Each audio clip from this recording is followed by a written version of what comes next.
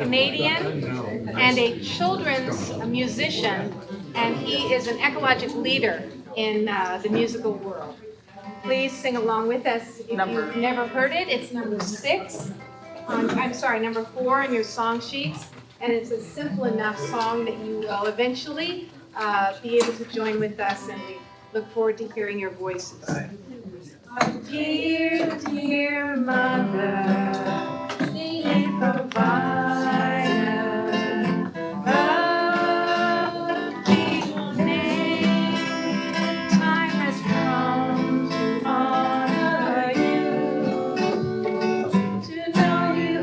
show our love.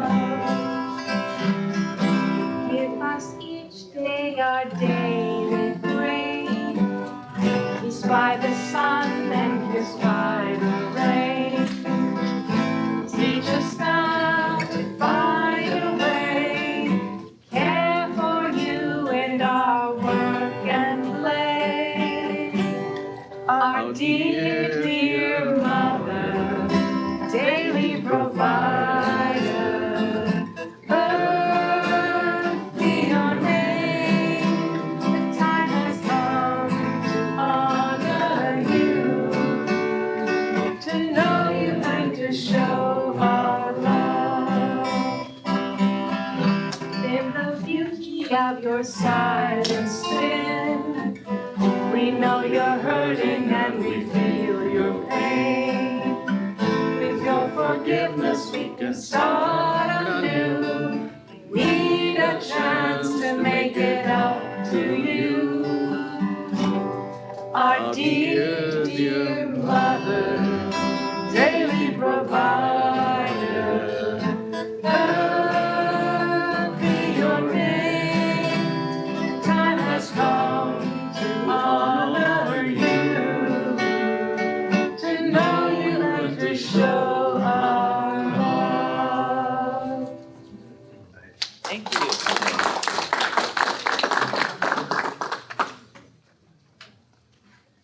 Okay, our last hour today, we will begin with Chris Daniels will do a presentation on his chapter in the book, and then we'll respond to him and have dialogue with Chris, and then the second half hour, Bob Hurd will be talking with us about a liturgical response to Laudato Si.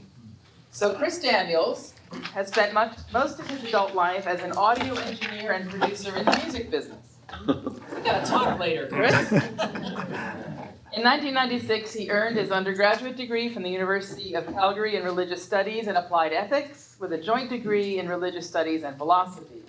Returning to school in 2006, Daniels did his master's and PhD work at the University of Calgary, specializing in religious diversity and process philosophy. His PhD dissertation, titled All My Relations, A Process Indigenous Study in Comparative Ontology, investigates the close parallels between Whiteheadian process metaphysics and the relational worldviews and ways of knowing of indigenous peoples. At the conference on Seizing an Alternative, he gathered an especially interesting group of indigenous elders to share their wisdom. Please welcome Chris Daniels.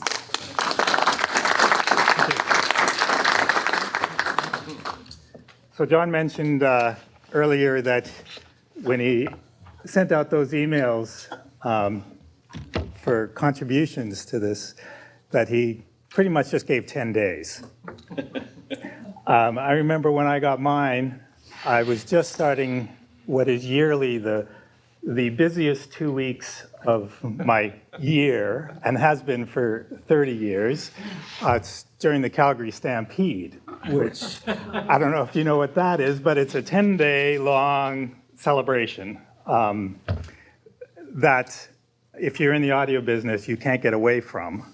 And you basically, for those 10 days, you just kind of wave at your wife as you're going out the door and when you're coming in the morning. And at the beginning of that, I get this email saying, will you contribute to this? And I wrote back and said, I'd love to, I'm flattered. Give me a couple of weeks. And as soon as I'm done this, I'll get right on it. And he wrote back and says, whatever we don't have in by a week Monday, we don't use. So then I had to come up with,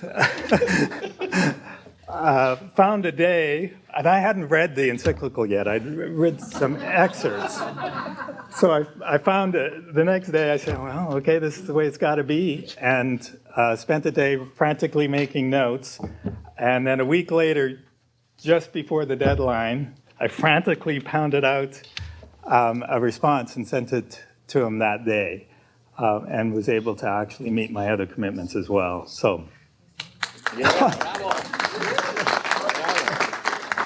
How's your marriage? Well, she doesn't see me that week anyway, so it doesn't really matter. But I was able to employ a couple of other my colleagues during that time so that I had time to do this.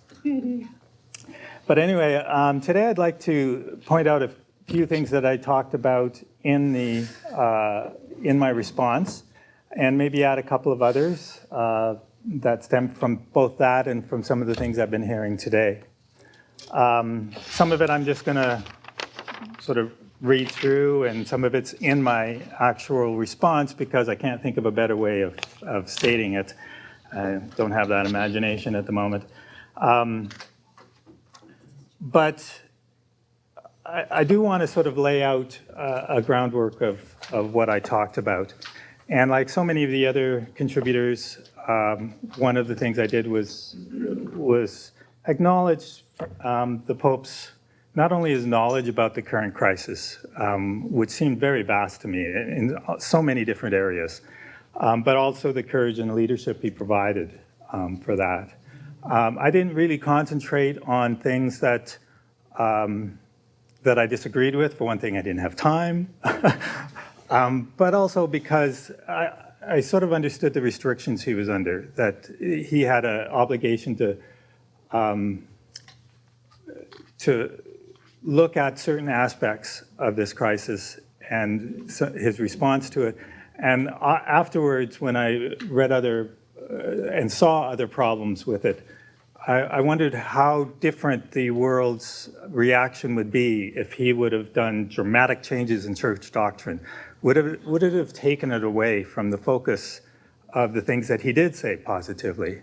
And I wasn't sure whether that was something he would have thought of intentionally, but I don't think it would have maybe had the impact in a wider scope if everybody was concentrated on the one bit of doctrine that he completely altered. So at the time, I mostly concentrated on what I saw were the parallels. But I also recognized that, and I came to believe that this was a must-read for everybody, whether they were Christian or not, whether they were religious or not. What you got out of that encyclical, the vastness of the issues that were involved, the scientific issues, the moral issues involved, I thought was pretty impressive. And as much as it was a Christian document, and obviously he reverted to that at times, I didn't find that overpowering at all either. And it would be easy for somebody who was non-Christian or non-religious to sort of overlook that and see the scope of what he was talking about. And what I got out of it was mostly that this was a call to moral action. It's a prescription on the ethical responsibility that we as human beings have towards all aspects of the environment. And we have to change our perspective. I thought this was really quite strong. We have to really fundamentally change our perspective in order to survive. That we can't continue to believe that the mere application of more technology without moral consideration will solve the problems that started in the first place. Expecting these problems to disappear by simply expanding the materialistic and mechanistic practices and methodologies that led to the current crisis will not get us out of it. And just how many times have we heard John Cobb say almost that exact thing? So in this document, one of the things that Francis acknowledges is the values and community awareness that he feels are vital in moving toward a solution. Those which he says the world's indigenous communities and cultures exemplify to this day in spite of the violence and oppression that they've suffered. He recognizes how local individuals and groups, including Aboriginal communities, have a, quote, greater sense of responsibility, a strong sense of community, a readiness to protect others, a spirit of creativity, and a deep love of the land. They are also, he says, concerned about what they will eventually leave to their children and grandchildren. These characteristics are sadly lacking in those that seek to exploit the world's natural resources for personal and corporate profit, but both are deeply rooted in Indigenous peoples. Pope Francis stresses that because of their deep concern and awareness of the land, Aboriginal communities should be the principal dialogue partners when mainstream society's activities impact the environment. One of the things I pointed out, I think it was in that first email to John, as well as in my article, and it's something that I have to always be careful of identifying when I'm talking about these issues, is that I am not Aboriginal, and I cannot speak as an Aboriginal. When John first sent me and said, I'd like an Aboriginal perspective on this, I said, I'm not the person for that. I'm not an Aboriginal person, so I can't speak as if I was. But what I can do is I can point out some parallels between what the Pope was saying and what Indigenous scholars and Indigenous elders have been trying to tell us.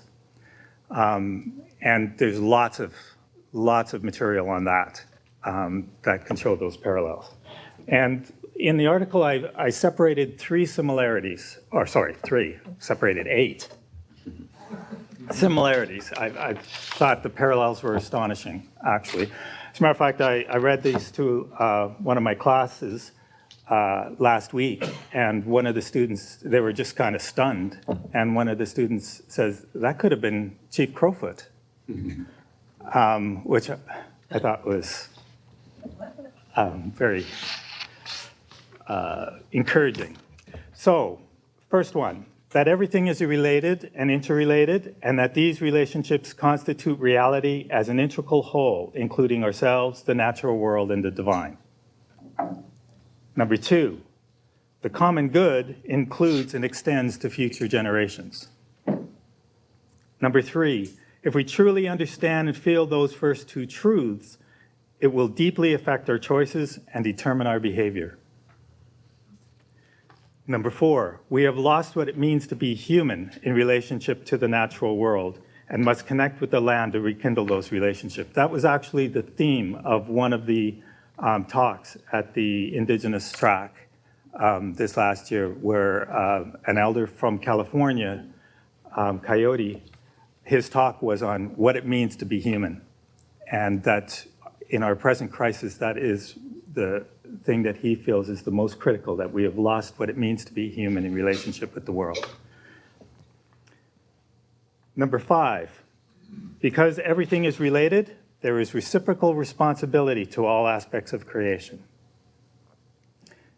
And I don't include, or just include, and I don't think Indigenous people do either, just biological aspects of creation. Number 6, everything in creation has intrinsic value in and of itself, regardless of whatever instrumental value it may or may not have.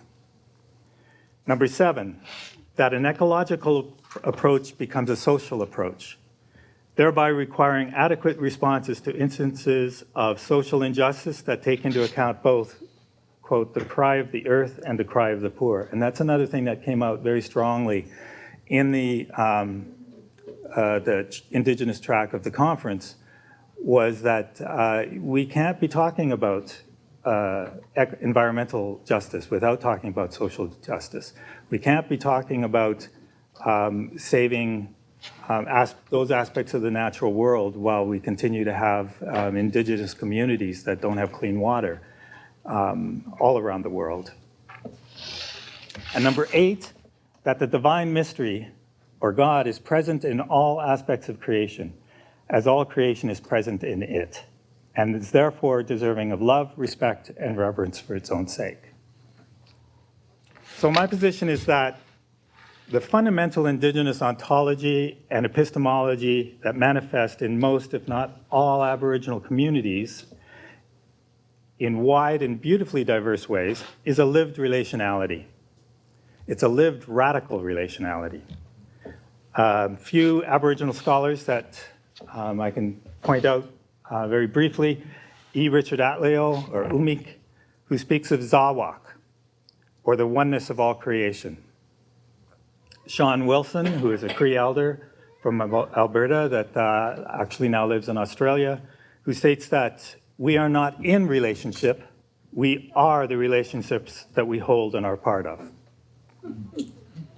I brought a lot of these out in a little conference we had here a few years ago before the conference, and I quoted them all and said, okay, who can tell me where Whitehead said these? And everybody's sitting there going, trying to figure it out. I said, and then I told them where it was and from, and nobody could believe it. Lakota elder Black Elk says, the chief proposition of the universe is relationality.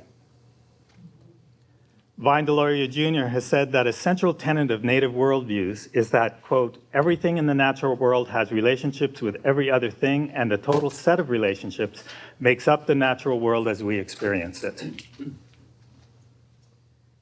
And Fishwoman, a Cree elder from northern Alberta, says, we are human beings on this planet, and we are the two-legged. But everything out there, we acknowledge that they are part of us, part of our life, part of who we are, and we are part of them. So these are just a few. These are just things that I've grabbed that show the same kind of sense of interrelatedness, of connectedness, and connection to the land that we've solely lacking. And one of the aspects that's been brought up a number of times already today, as well as in the encyclical, is this sense of reciprocal responsibility. I talk about the 4 R's in my class, where that if you're trying to figure out how, in any kind of situation with Indigenous people, how to have the proper protocol. Am I doing this properly? Am I being properly respectful? You just have to think of the 4 R's, if I can think of them now. But it's relationality, reciprocal, respectful responsibility. And you can't do anything without those. That we have that responsibility back, and that it's a reciprocal relationship, that there is no one-way relationship when it comes to Indigenous perspectives on the environment and on the land. So therefore, as it was for St. Francis of Assisi, all of creation is thought of in kinship terms because of this interconnectedness, because we truly are related in that sense.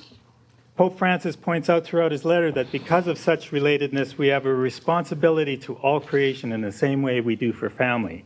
And that, quote, if we feel intimately united to all that exists, then sobriety and care will well up spontaneously. And this, I thought, was a very strong point, because if you do think of things in kinship terms, and I think we all are aware of that's how many Indigenous peoples speak about Cousin Coyote, Grandmother Mountain, Grandfather Mountain, Grandmother Moon, Grandfather Sun, Grandmother Earth, that these things are always thought of in kinship terms. And it's natural then, if you do that, if you think of them in that sense as family, that you're going to have that same sense of responsibility, that you cannot continue those relationships unless that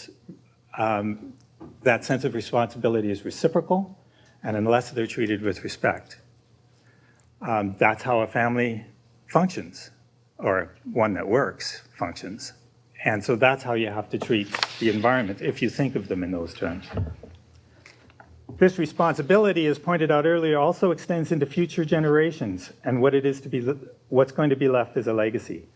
And these sentiments go to the heart of what North American First Nations mean when they say we are all related, and that no decisions can be made without taking into account the 7 generations that come before and the 7 generations that come after. First Nations scholars and elders stress that we're always living at the crux of the wisdom of our ancestors that have come before and the consequences for the future that our current decisions affect. And that's essentially what that means. All decisions are made taking into account the 7 generations that came before and the 7 generations that come after. If we were to truly understand and embody this wisdom, it would not only change our decisions, but the whole decision-making process. As the Pope says, quote, such a conviction of relatedness, cannot be written off as naive romanticism, for it affects the choices which govern our behavior.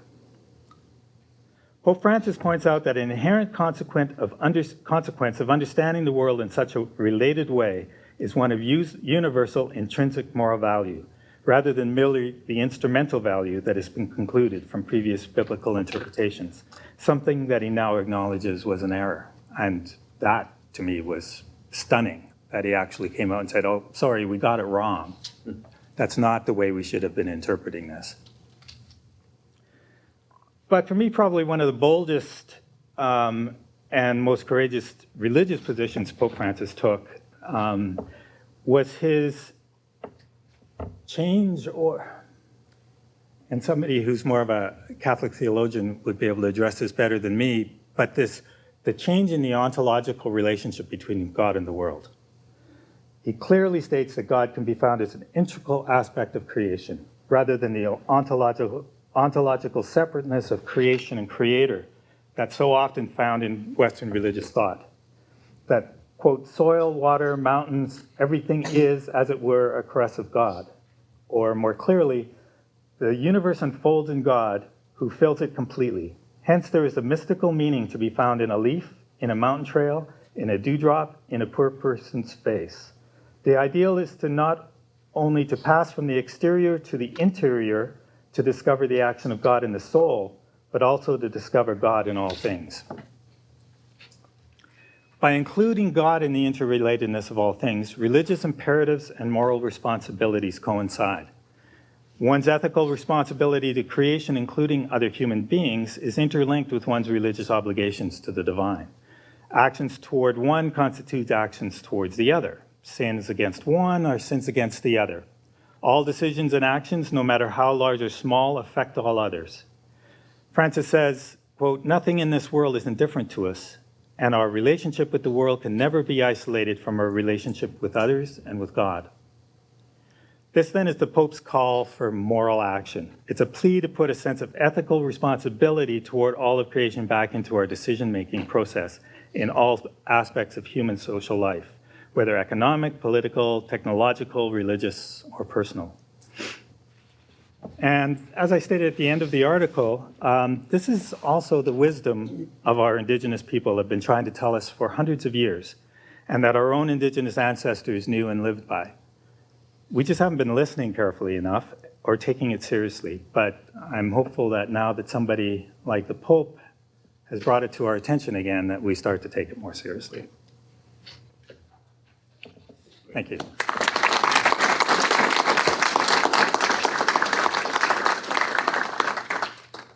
Just a few minutes for questions. Any?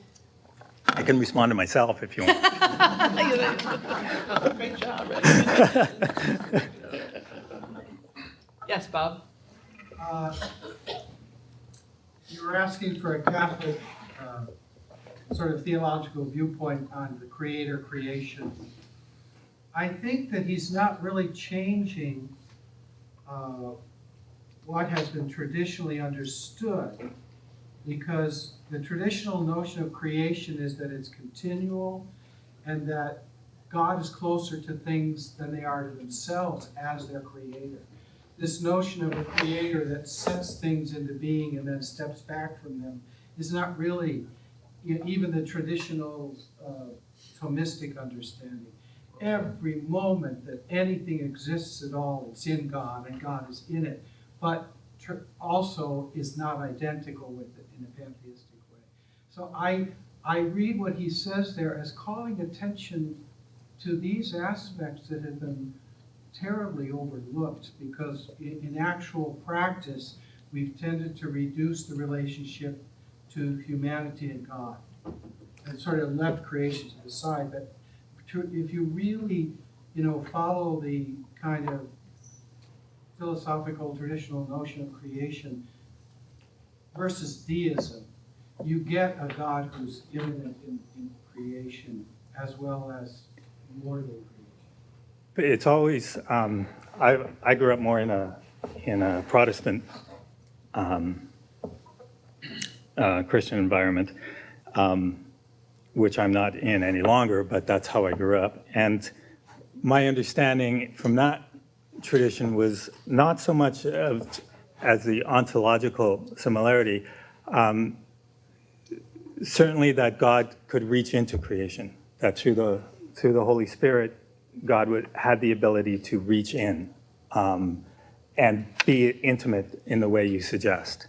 That was certainly there. But there also seemed to me that in this encyclical, it was the most panentheistic that I've ever heard a church leader speak of it. That not only was God in the world ontologically connected, but the world was in God. And that combination of the two just screamed panentheism. The thing is, what you just described is in Aquinas, it's in Augustine, but it doesn't necessarily imply pantheism. No, not pantheism. I'm speaking panentheism. Well, it could be panentheism. Yes. It could be That's I'm sorry. that's what I'm saying. Yeah. It's startling, isn't it? It was. It was like, wow, this is not what I'm used to.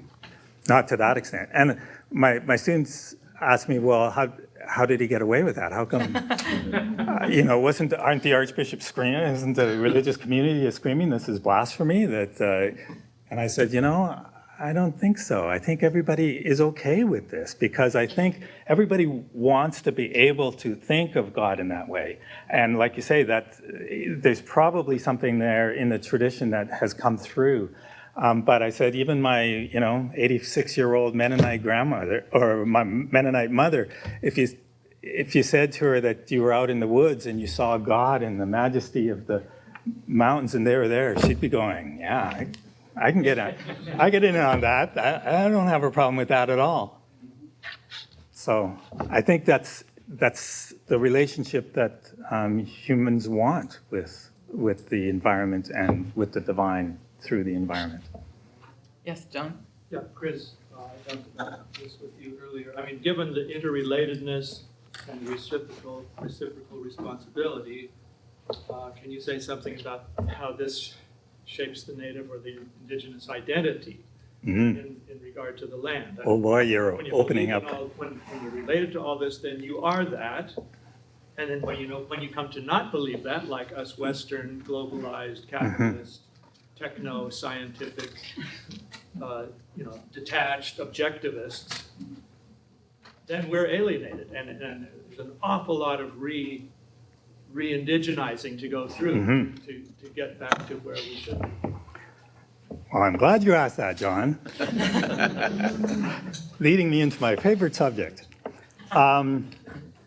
This really does stem down to what we mean when we say the word indigenous, which is obviously a Latin word. It's our word. It's not the word that indigenous people applied to themselves traditionally by any means. It's Latin. And the actual Latin roots of the term, the way which is normally used as being native to a land or something like that, stems out of the medieval Latin. But in the even older Latin, in Old Latin, indigenous means begat or sprung from the land. That's the word. That's what it means. So as much as it's been politicized to a large extent, and quite often identified and identically identified with Aboriginal peoples, First Nations peoples, whatever, somebody like Jeanette Armstrong, who is a Okanagan native scholar, says it's a social paradigm. It's not a racial paradigm. It's how you connect to the land. It's how you live in the land.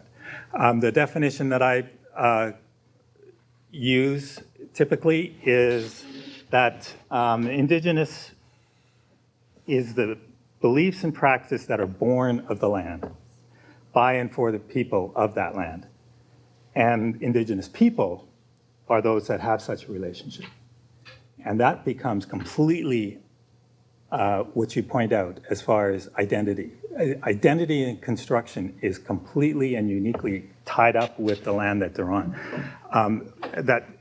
As do the narratives, the ceremonies, the rituals. That's why you get such vast diversity, where the narratives and rituals that are tied up with indigenous people that live on the ocean are completely different than those that live in the desert, or that live in the mountains, or that live in forests or plains or whatever it is. And yet at the same time, they have that same fundamental relationality, that same fundamental connection with the land. And when they migrate, they change.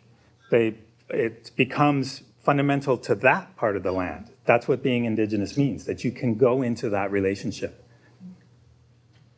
So that names what I struggle with the most, and it's this, that these ways of living seem to me like models for those who've been uncoupled from the land and who have no sense of tradition, tradition. And yet it is hegemonic or colonialist for whites to adopt and to own in their way. In fact, you cautioned us about that when you did your own self-description. So is it, Catholics in the Middle Ages had this notion of analogy. Two things aren't the same, but they're not utterly different, and the one can help cast light on the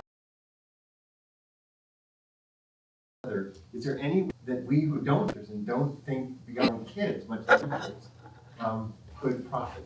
I'm glad you asked that. Absolutely. And that, if you understand indigeneity as a social paradigm, that opens up a whole another can of worms.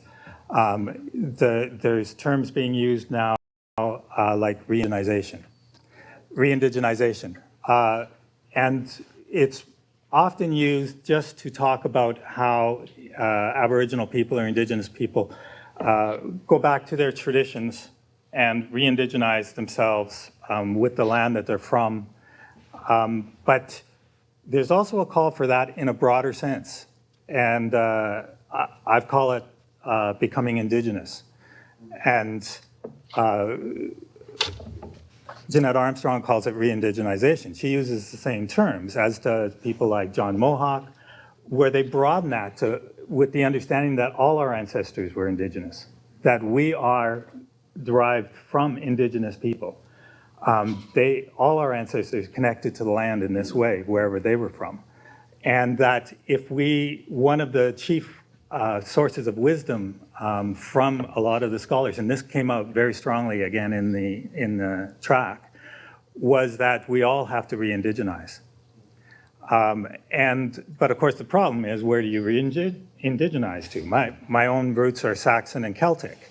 And so do I have to go back to Germany and to Scotland and Ireland? And as fulfilling as that is and was when I did go back and felt connections to it, I live in Calgary. I live on a particular type of land that has really strong Aboriginal roots to it. And an example I talked about at lunch, where you can see where this can be done in a respectful way. And what I'm finding is people like Jeanette Armstrong are not adverse.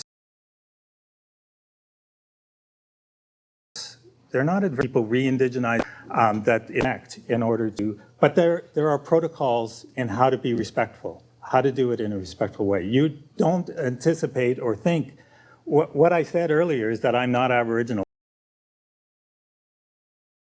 so I can't speak as, but that doesn't mean I can't to what it means to be in this broader sense of the term. One example that I use, in Canada, we have Newfoundland and Labrador. Newfoundland's an island off our west coast. And traditionally, the peoples of that land were the Peothuk, which are now culturally extinct. They were eradicated. There's a few descendants left, but not culturally. And back in the 80s, the Mi'kmaq, which are also our coastal First Nations, were given status. Very controversial because there's really not a lot of evidence that shows that they're actually indigenous land there. It looks like they were the ones that the French employed to go over and eradicate them. So you can see how that could cause a bit of controversy. We'll kick them off and then we'll become the First Nations in this area. But an interesting phenomena showed up. They started having powwows. They started doing sweat lodges. They started wearing full-on feather headdresses. There's these traditions and ceremonies and rituals to do with the Mi'kmaq. And they were asked, you know, why are you doing that? What is that? And what their elders said is pretty enlightening. Their elders said, well, we were so disconnected from this land that our elders were no longer able to sing the songs of the land. And we had no sense of the protocols that were necessary to reestablish that connection in the way that I'm talking about it here. So we had to borrow traditions and the protocols to be able to do it in a respectful way. We had to borrow them from the Plains cousins that weren't as disconnected as we were. And it's not, you know, there's an end in sight here. We won't have to do that very long as the song becoming known to the elders. Our elders are starting to be able to sing the land. And to me, this was an analogy, a metaphor of what we can do. What I can do in Calgary is I can look at the 4 R's and look at the reciprocal responsibility that I have to that land and the reciprocal respect for the area that you're on. And whatever you do then is becoming more indigenous. So for me, the encyclical was, in a strange way, the Pope's call for everybody to become more indigenous, the re-indigenous of humanity in order to reconnect with Mother Earth, with the land, in a respectful, reciprocal, responsible way, and put that moral action of the 7 generations before and the 7 generations after decision making. A book by Jeanette Armstrong you could recommend? There's a TED Talk. If you just, I don't know if she's taken she's the Canadian Chair of Research in Okanagan Indigenous Knowledge. If you just look up Jeanette Armstrong with 2 N's and 2 T's, TED Talk. You know, the funny thing is she opens that talk as traditionally many Indigenous people do, with what they say, and whatever it is, there's a common opening that usually says something like, it's a great day, we're all here together, you know, welcoming everybody. And so she opens it with that, but then she says, but what that means is we are here now in harmony between what has come before with our ancestors and what is going forward into the future. And that's built into the welcome. Thank you. Thank you.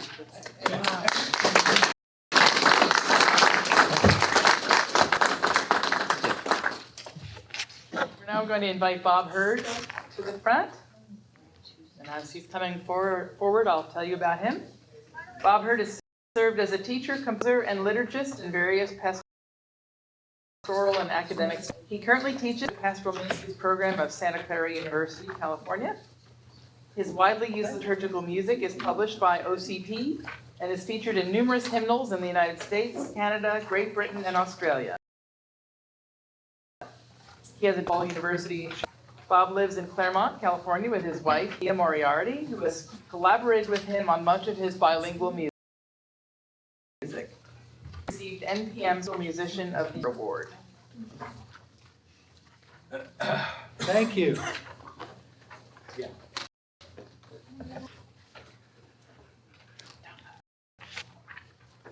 I'm really glad that as a sort of last-minute stand-in for Lourdes Arguelles, that I'm able to follow the presentation that Chris just made. It really resonates with my own experience of the encyclical.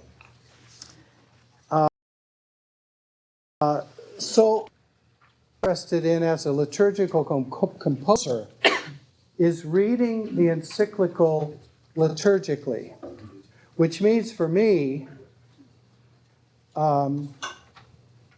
homiletics or preaching and music. And I live in the hope as a composer that some of the songs that I and my other colleagues create somehow get into the psyche of our worship leaders, and they use in their preaching. And sometimes that happens, and sometimes it doesn't. But in reading this document liturgically, I'm really struck by the cosmic implications of what Roman Catholics call the Paschal mystery, the dying and rising of Christ, that all throughout this document, and we could use the word panentheistic for this, that there's a cosmic significance of the great themes of the scriptures around the life and death and resurrection of Jesus. So when it comes to the liturgy of the Word, where we share the scriptures, if we pay attention to the great themes of the liturgical year, we've got in Advent and Christmas the Incarnation. That in the Incarnation, the Word becomes flesh, becomes committing itself to the matter of this world. We've got in Holy Week, in the Paschal, our emphasis first on the death of Jesus. And as Karl Rahner put this, he said, when the vessel of his body was shattered in death, Christ was poured out over the whole cosmos. The implication being then that in the resurrection, the whole cosmos is changed and in a sense risen with Christ. And so in the encyclical, 9 passages like this, which to most, I think, Sunday Catholic Christians comment, sounds very strange and new. Christ has taken unto himself this material world, and now risen is intimately present to each being, to each thing, surrounding it with his affection and penetrating it with his light. So if we're gathering for worship each Sunday to celebrate the death and resurrection of Christ, we are celebrating this whole relationship to nature and to each other, not just human species and God. The Pope says in another place, the creatures of this world no longer appear to us under merely natural guise, because the risen one is mysteriously holding them to himself and directing them toward fullness as their end. The very flowers of the field and the birds which his human eyes contemplated and admired are now imbued with his radiant presence. So, what I've done is taken a look at the major ritual components of worship and asked myself how this, what is taught in Laudato Si, is actually at the heart of worship, not just a side issue for the environmental group and their concerns, but a concern for the whole community. So let's consider gathering. the gathering rite, the introductory rite. Now, I'm coming out of a Roman Catholic tradition, but I think most of our traditions have some sort of ritual of gathering. So, gathering is about union. It's about coming together and creating, by our coming together, an eschatological symbol of what God is calling us to. So there's the physical act of gathering, but there's this, what we would call a sacramental dimension of gathering, this signing of harmony, of union. But it's not only union between us and our neighbor and us and God, but it's union with the whole of the world, of creation. And so the Pope says it is union, a gathering in fond affection with brother sun, sister moon, brother river, mother earth. So songs for gathering could begin to bring this dimension out, that we are gathering with the whole of reality. Preparation in those traditions that celebrate Holy Communion or the Eucharist, and in my tradition, there is a ritual of bringing forth the gifts, the bread and wine, to the table for the great blessing of the table prayer. And we use ancient table blessings from the Jewish tradition, and there's a phrase there. When the priest receives the bread and the cup, he says this formula, which has at the heart of it, these are fruit of the earth and work of human hands. The bread, the wine, fruit of the earth and work of human hands. Now, what is that saying? Well, actually, it's saying what we're bringing to the table is our relationship to nature. These gifts, which for us are going to become the presence of Christ, are our relationship, our laboring relationship to all of nature. So this raises the issue, what are we bringing forth? Are we bringing forth an alienated relationship to nature? Is that what we're bringing forth for blessing? Mm-hmm. So there's a whole ethic implied here. And if our use of the goods of the earth is such that 1% of the world has too much and 99% of the world has too little, then there's the ethical implication of our relationship to the poor, as the Pope keeps bringing out in this encyclical. So this is a minor rite, just bringing up the gifts, but in that phrase, fruit of the earth and work of human hands, something very significant. And I suspect that most people never think about this. Just goes right by. So at this point, I want to stop before going through the rest of the liturgy and share a song with you, which is on page 1, which I've composed for the encyclical. It's actually sort of a summary of the whole encyclical, if that's possible. And it was the conference that we had earlier that this book is based on that really pushed me to compose this. So I'm greatly indebted to John Cobb for this, and it is, in fact, soon to be published, and it is dedicated to you, John, for your work. So it's based on an old Irish melody. I can't pronounce the Celtic. It's O Carolyn Si Big Si Moor. Do we have any Celtic people here? Si Big Si Moor. Indigenous. Do you want to do this? Okay.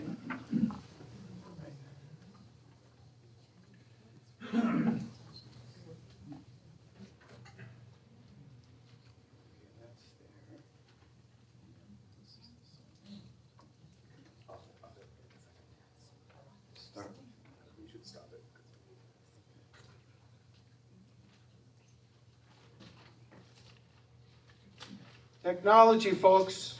Okay.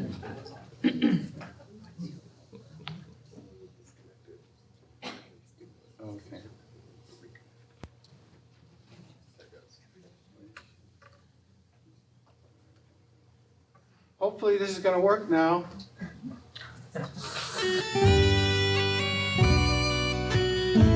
And I invite you to sing along.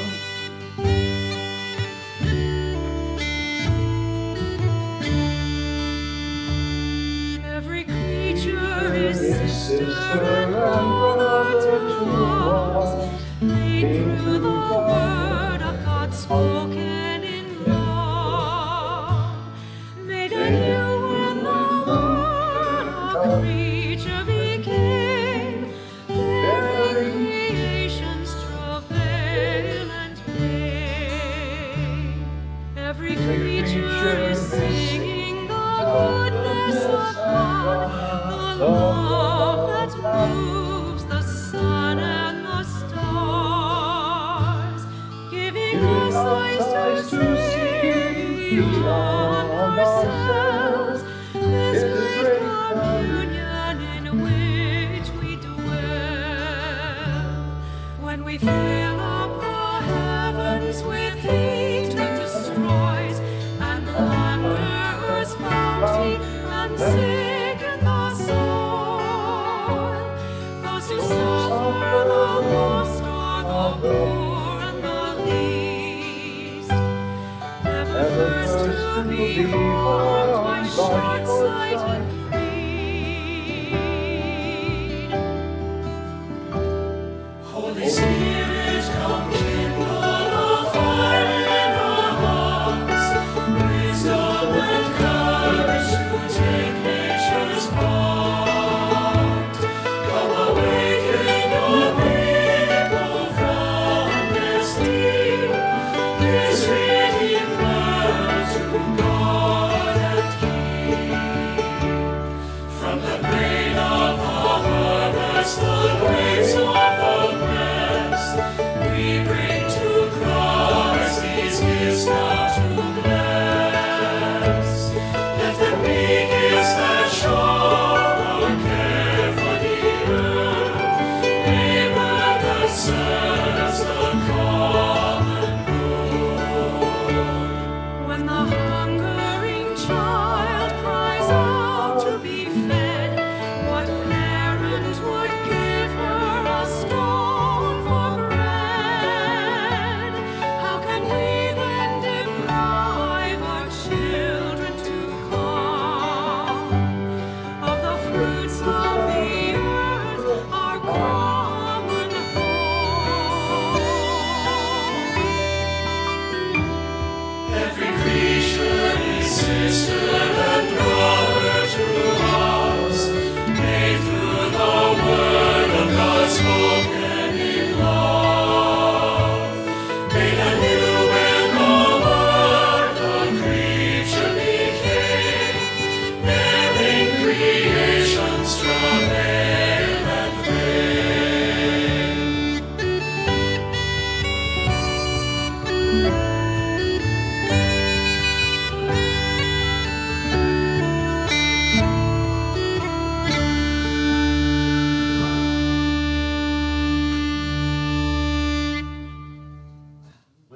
Beautiful. Thank you. Thank you. So I imagine that for preparation, as we're bringing the gifts forward, that we sing this song, or maybe after communion as a kind of reflection. So let's talk about the communion rite for just a few minutes. The Pope says about the Eucharist, he says, the Lord, in the culmination of the mystery of the Incarnation, chose to reach our intimate depths through a fragment of matter. So this identification of the risen Lord with bread, which is a natural but also a humanly made object. It's not just an individual thing that each of us takes a piece away with us. What it really means is that we are all being drawn in by our participation into the one body of Christ. And so as a meal, it's an inherently social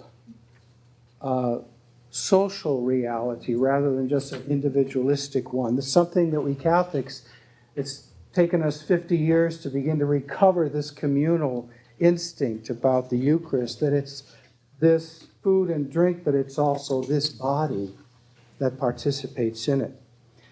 The other thing is, if we reflect on Eucharist as really the symbol of Christ's death that these Eucharistic elements are elements that in the scriptures Jesus chooses to symbolize his action of self-emptying on the cross. Then to receive communion is to receive an action, not so much a thing, but an action. And the action is that self-emptying agapic love for the world. And so we are, in a sense, stepping into Jesus' kinship with all of humanity and all of nature in sharing in communion. Mark Dibben said earlier that, we've turned all of these relationships into money-making propositions.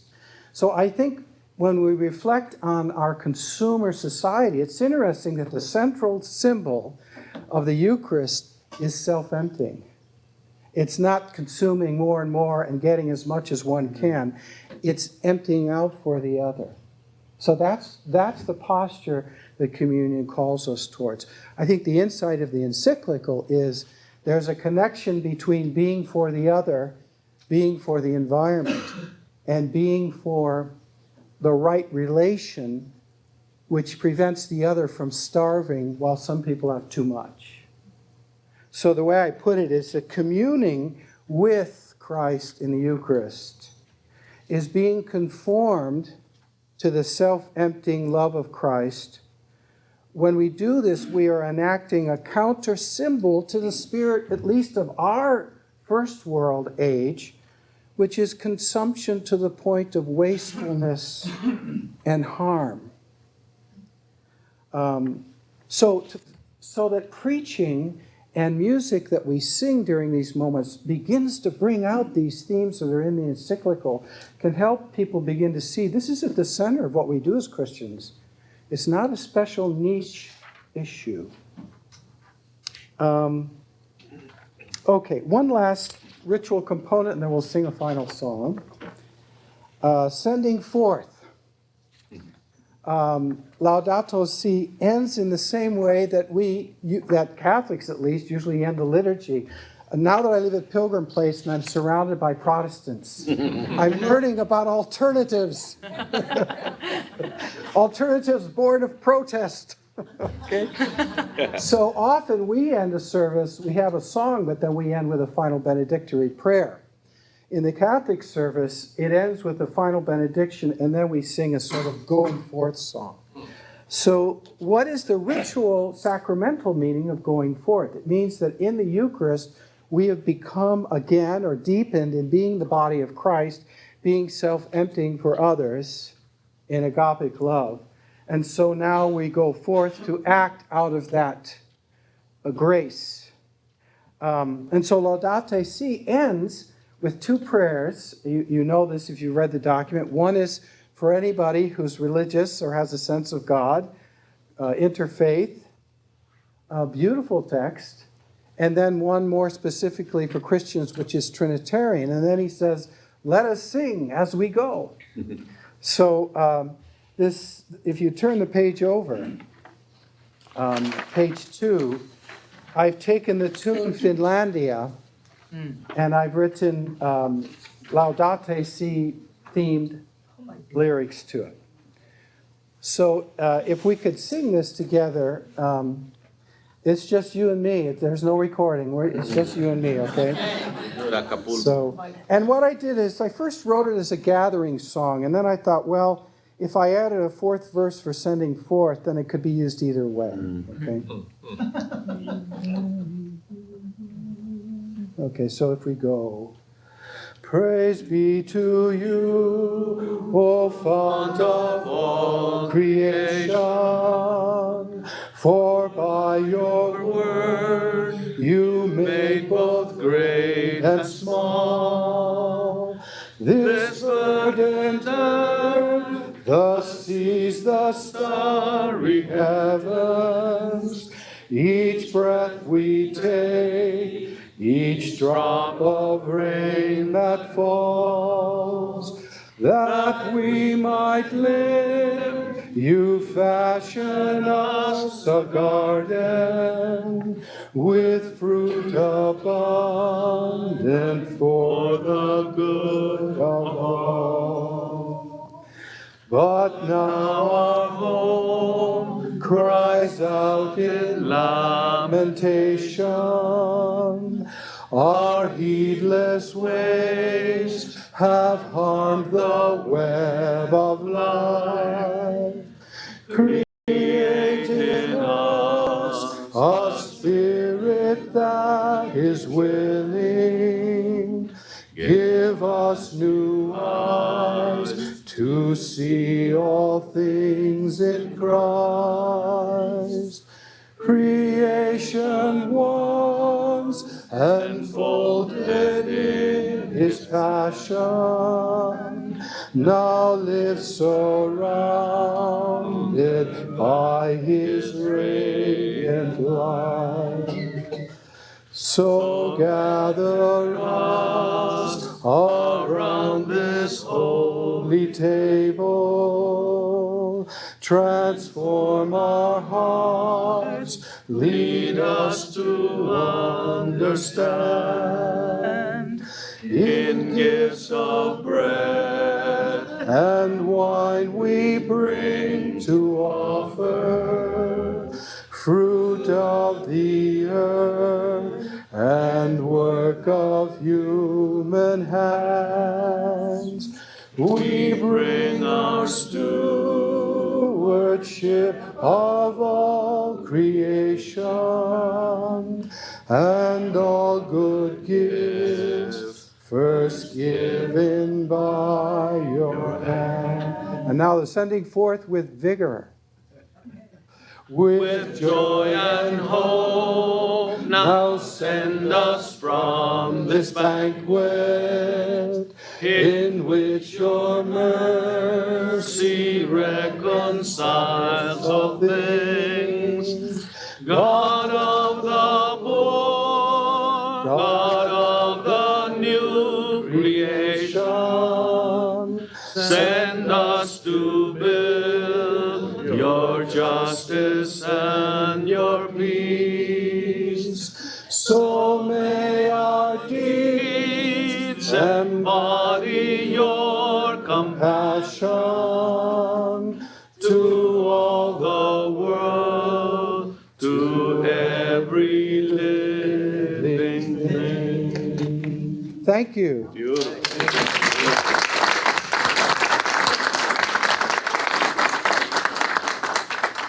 We can probably take maybe a minute if anyone wants to comment or question Bob on this beautiful presentation. Yeah. Just to say thank you. Yeah. Beautiful. Thank you. Lovely closure. It's a portion of the encyclical Yeah. that we would have otherwise not appreciated. Thank you. Ignacio. Yeah, I feel really inspired by your talk to redouble our efforts to really open communion to all the Christian communities. It's sad that this understanding of communion is not officially present in the Catholic Church or in some Baptist churches or. I mean, it's not only one group that it is doing. Wow.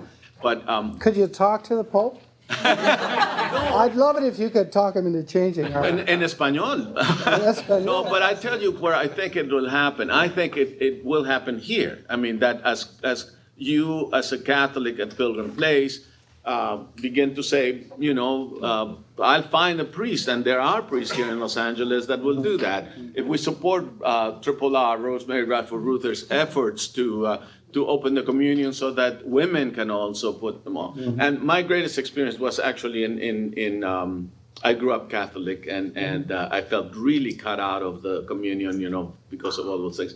But in San Antonio at the MAC, at the Mexican American Cultural Center, there was a gathering of Justice with Peace, and at the end they said, everybody is coming to communion. And I really took them at their word. There was quite a group of Protestants, and some of them were hesitant, but once they saw me, they went to, and the man who eventually became Archbishop of San Antonio, Luis. did not deny it. I mean, he Yeah. just gave me the communion in there. And that's how it's going to happen, from the bottom up and also from the top to the bottom. The movement needs to. I think what I want to stress here is we all have worshiping communities that we're connected to or that we serve in one way or another.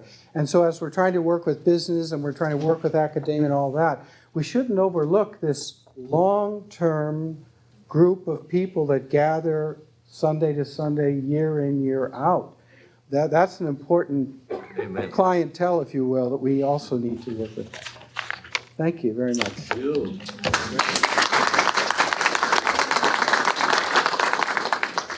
John, do you want to take us out?